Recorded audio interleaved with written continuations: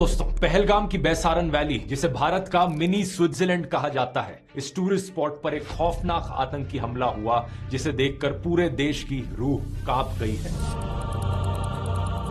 अभी तक की जानकारी के अनुसार इस आतंकी हमले में कम से कम 26 लोगों की जानें जा चुकी हैं, 17 लोग इंजर्ड हैं और मृतकों में से सभी 26 लोग मेल्स थे।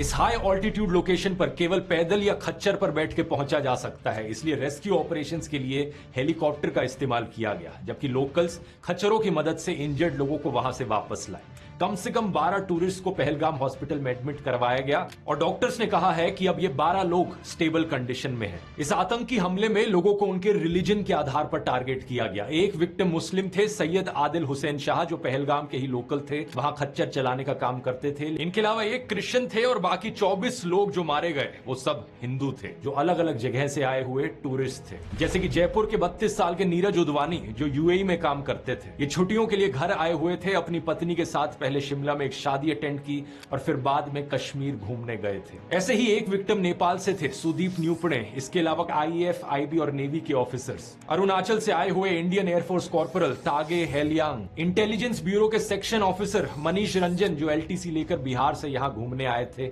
अपनी पत्नी और 2 बच्चों के साथ। हरियाणा के 26 साल के इंडियन नेवी लेफ्टिनेंट विनय नारवाल, केवल 6 दिन पहले उनकी शादी हुई थी। ये अपनी पत्नी के साथ हनीमून मनाने आए थे, एक ऐसा हनीमून जिसके बाद इनकी पत्नी वापस विधवा होकर लौटी। एक वीडियो में इन्हें कहते हुए सुना गया कि अपने पति के साथ भेलपूरी खा रही थी कि तभी एक आदमी आया, उसने कहा कि शायद ये मुस्लिम नहीं है और ये कहते ही उसने तुरंत गोली मार दी। उसने बोला कि ये शायद मुस्लिम नहीं है, उसने उसको गोली मार दी। कुछ ऐसा ही कहा पुणे की एचआर प्रोफेशनल असावरी ने। उन्होंने बताया कि जब उन्होंने दूर से आतंकियों को फायरिंग करते हुए देखा तो उनका परिवार सुरक्षा के लिए पास के एक टेंट में चला आया, लेकिन आतंकी वहां भी आ गए। उनके फादर को इस